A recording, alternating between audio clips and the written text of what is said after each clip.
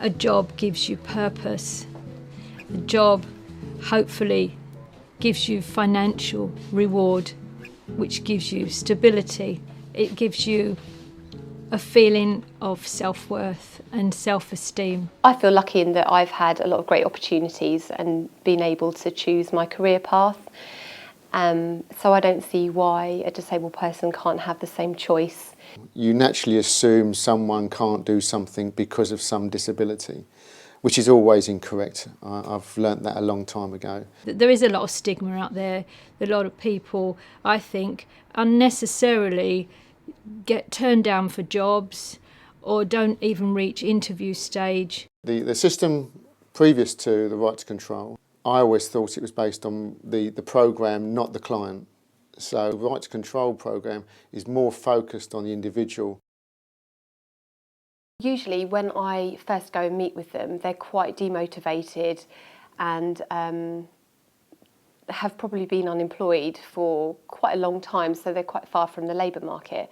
And I'd say the first few sessions we spend on really sort of boosting their morale and getting them to think positively and not negatively, and just really approaching the whole job searching and looking for work in a different way. The programme works that we see our clients on a one-to-one basis, on a regular basis, weekly.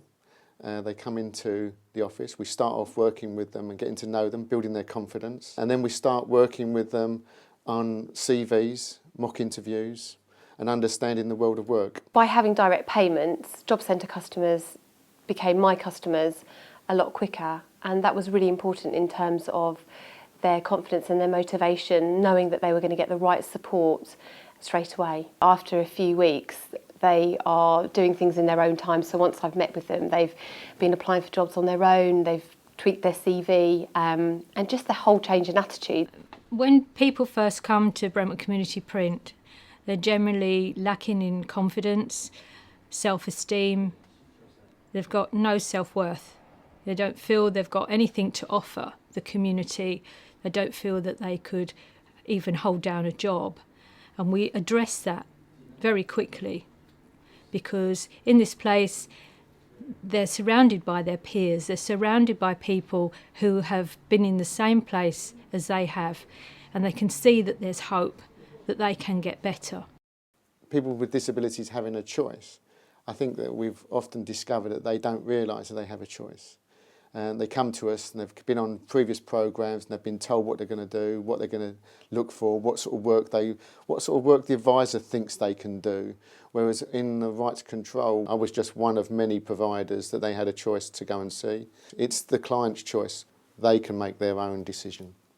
I think the biggest thing that needs to be taken from right to control is the choice that that disabled person has, and that they are offered all the different types of support and the different people that can support them. And I think it's so empowering for people to have that budget, that money, that they're able to choose how to spend it, because as an individual, know what's going to be best for them in their recovery, what for the next step forward.